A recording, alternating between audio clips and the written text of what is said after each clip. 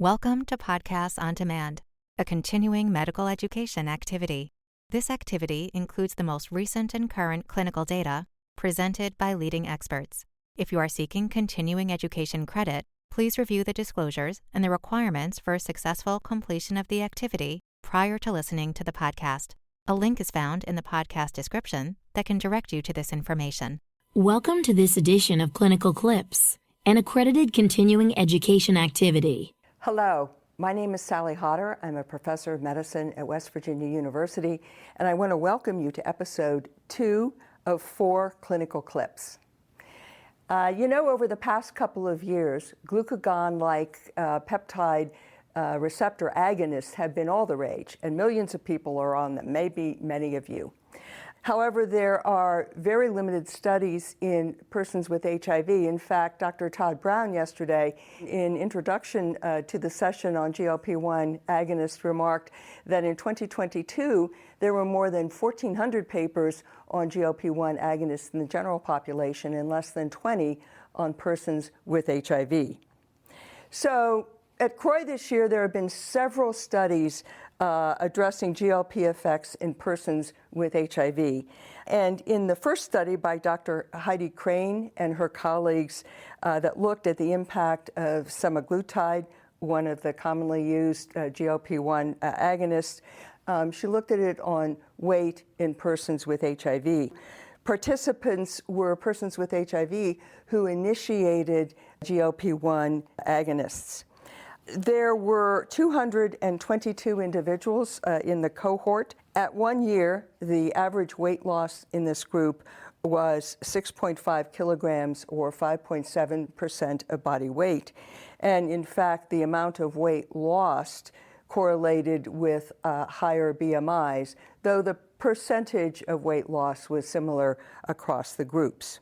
In a second study that was presented by Dr. Eckert and colleagues, they assessed the effects of semaglutide on inflammation and immune activation among persons with HIV and lipohypertrophy. Individuals to be eligible for the study had to have a BMI of 25 or greater, had to have a viral load less than 400, and had to subjectively report increased abdominal girth after antiretroviral therapy.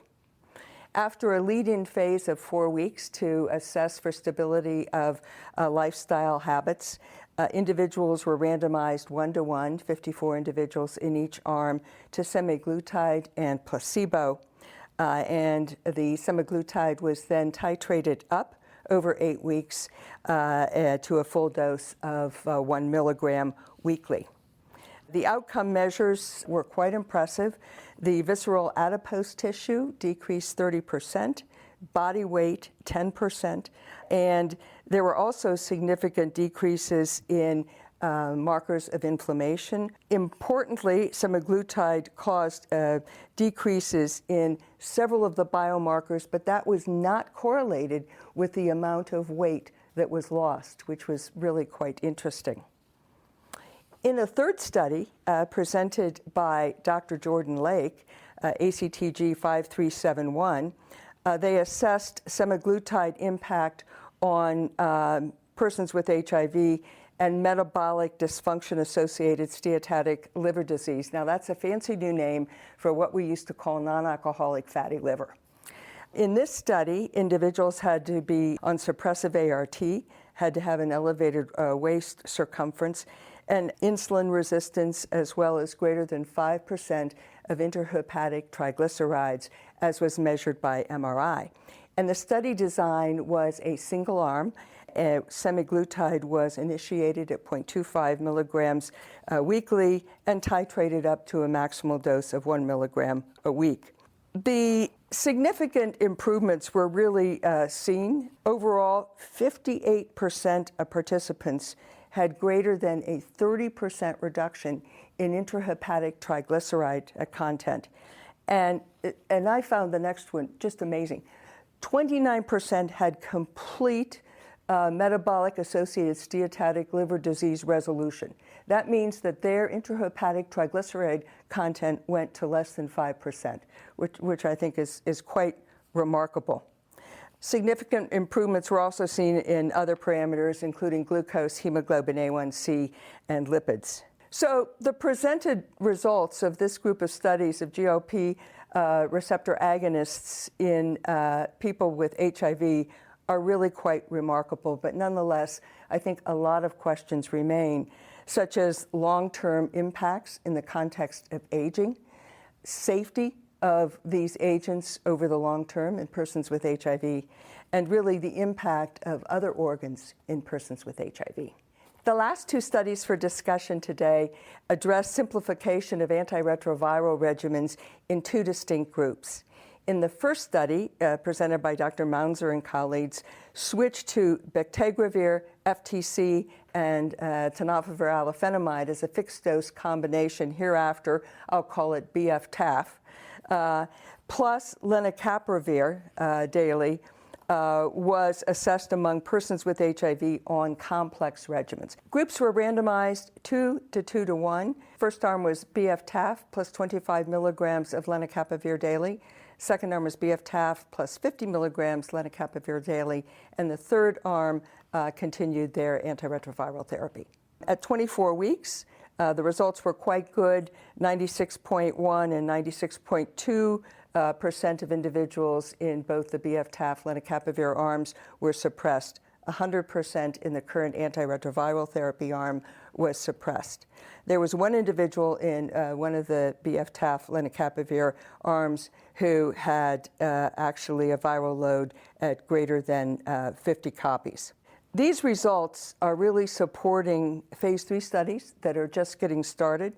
A dose of 50 milligrams of lenacapavir has been selected, and the hope is that the BF-TAF and lenacapavir will be combined, so there will be one pill once a day regimens available should the phase 3 trials prove efficacious for individuals even currently on complicated and complex antiretroviral regimens. And finally, there was a study from Kenya presented by Dr. Amajo and colleagues, which evaluated efficacy and safety switching individuals who were greater than 60 years of age and on first-line regimens to BF-TAF. These individuals had to be suppressed for at least 12 weeks, though in point of fact, most of them had been on antiretroviral therapy for years. And they were randomized 1-to-1 to BF-TAF or to their current antiretroviral regimen.